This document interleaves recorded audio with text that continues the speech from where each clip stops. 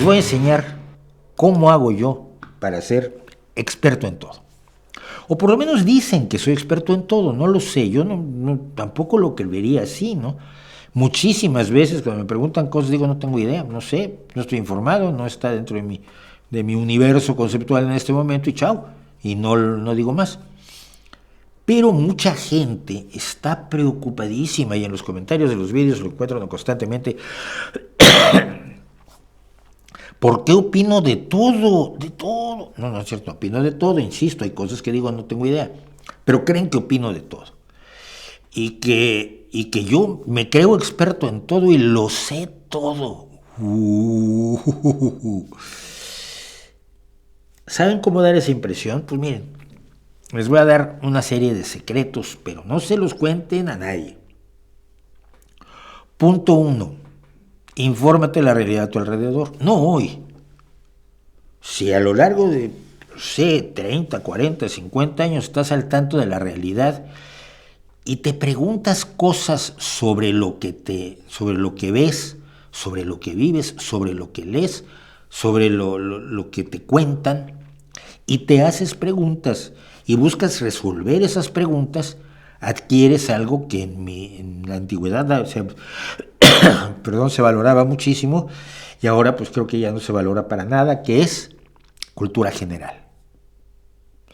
La cultura general es lo que te permite, por ejemplo, si te preguntan sobre el complot para asesinar a Julio César, saber que hubo un complot para asesinar a Julio César, primero, que esto ocurrió en los idus de marzo y que ocurrió a la entrada del Senado romano. No te tienes que saber la fecha exacta, ni cuáles fueron los senadores que participaron, ni a cuántos de esos senadores después fueron asesinados por los herederos del César, de Julio César, ¿no?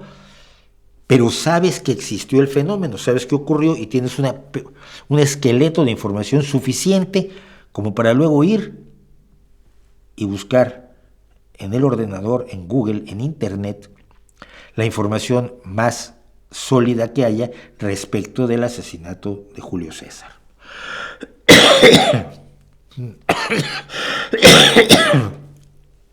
No se enojen conmigo porque todavía tengo los restos de la gripe de la semana pasada. Bueno, entonces estás informado porque tienes cultura general y sabes dónde ir a buscar las cosas. Hay dos formas de saber las cosas. Una es sabértelas dentro de la cabeza y otra es saber dónde averiguarlas. Antes eran las enciclopedias nada más, ahora es Internet. El segundo secreto, aparte de ese de la cultura general, el segundo secreto para saber ser experto en absolutamente todo es saber diferenciar la información de la desinformación. Es decir, reconocer cuando una página web, por ejemplo, que te está contando una historia, pues miente más que una escopeta de feria, ¿no? Miente más que Trump o que López Obrador. Esto se obtiene a lo largo de los años con experiencia y con meter la pata, creyéndose bulos, hasta que uno se da cuenta que los bulos tienen una estructura determinada y tienen una característica que sirve que la tengamos en cuenta para otras cosas de nuestra vida. Si algo parece demasiado bueno para ser cierto, casi seguro es demasiado bueno para ser cierto. O sea, no es cierto. Entonces, tienes que desarrollar un sentido de reconocer lo que es el bullshit, la mentira, la falsedad y el engaño. Decía Hemingway que la herramienta principal de un escritor era su detector de bullshit, de mentiras, de falsedades, de mierda de toro. Y yo creo que es fundamental. Tercer y importantísimo secreto para ser experto en todo. O que por lo menos para que algunos tontos crean que eres experto en todo. A lo largo de tu vida conoces una pila de gente, un montón de gente, de las más diversas apreciaciones y profesiones y que viven en lugares distintos. Ahora podemos, por supuesto, tener amigos en lugares absolutamente exóticos y lejanos. Si vas y les preguntas a tus amigos expertos, te informas como un experto.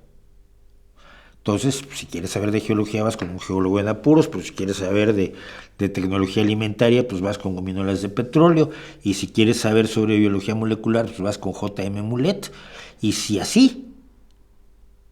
Entonces, cuando das la información, no es la información que tú obtuviste en tu laboratorio, porque no podrías hacerlo materialmente,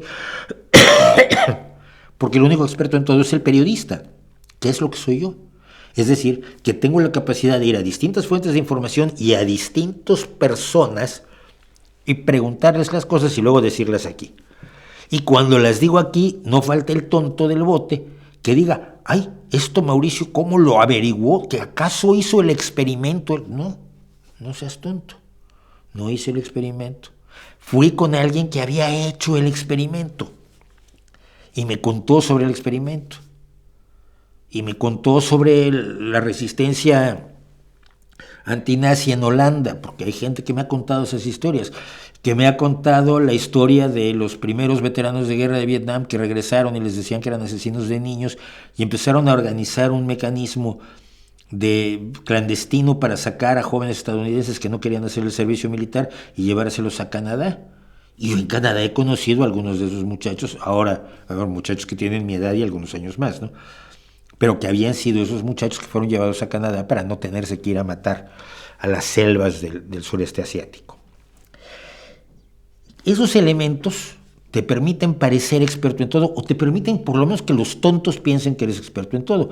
La gente lista se va a dar perfectamente cuenta de que lo que pasa es que te has informado, que has preguntado a quién sabe, que has leído libros de gente que sabe, que has acudido a fuentes fiables y que por lo tanto pues muy probablemente das una información fiable, aunque tú solamente seas el mensajero.